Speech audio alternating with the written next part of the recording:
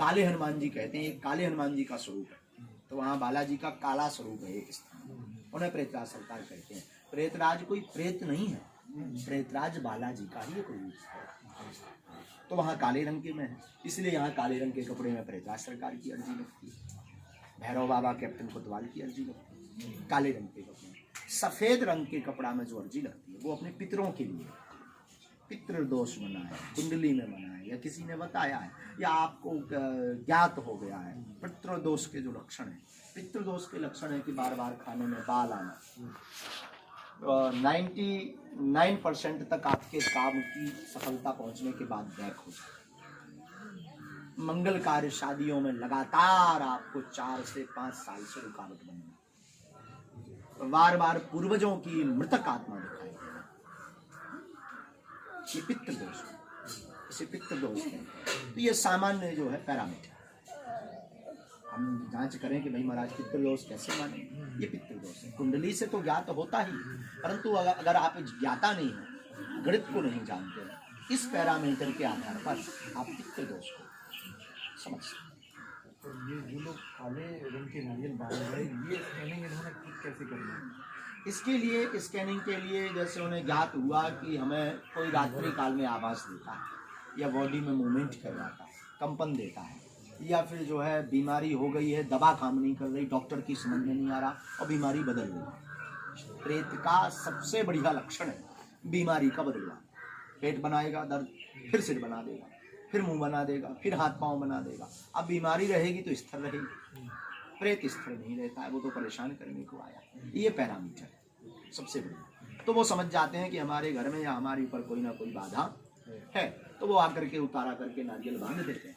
बाद में जब अर्जी लगती है तब लगती है, लेकिन अगर उसके ऊपर प्रेत बाधा है तो उसका दूसरा बढ़िया रिजल्ट यहाँ ये मिलता है।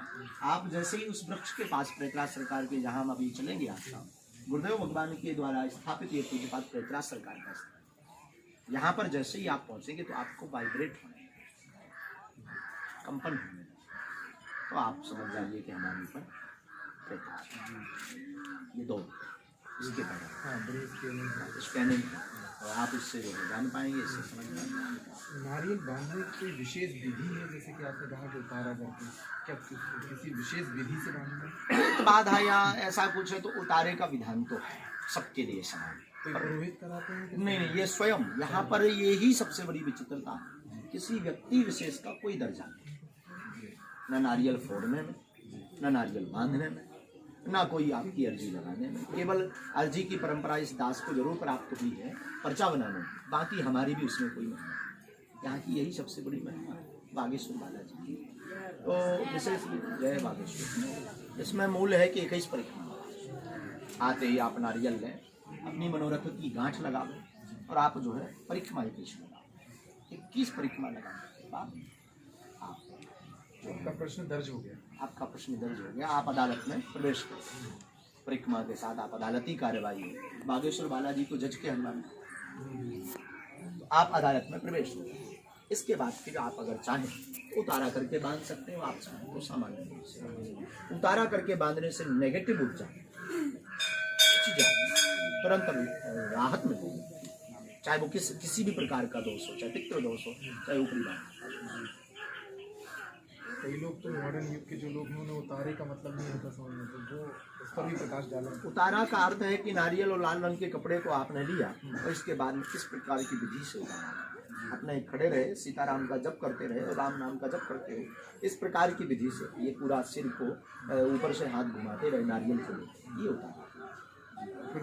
फिर बात मन में संकल्प लेकर के बांध दिया, यहाँ वहाँ यत्र तत्र सर्वत्र में से कहीं पर।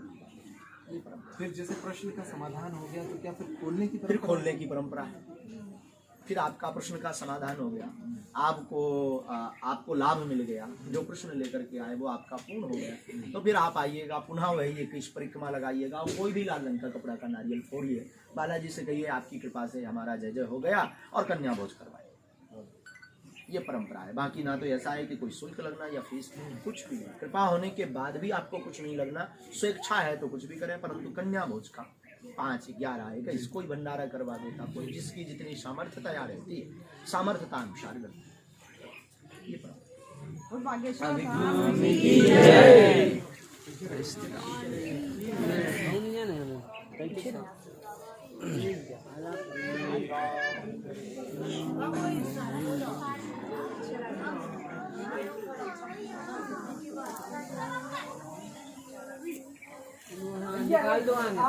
आपका भी करेंगे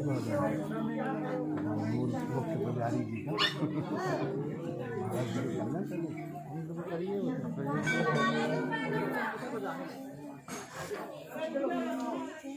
कहाँ जा रहे हैं? अरे धक्का मुक्की मत करो। चलिए चलिए पीछे।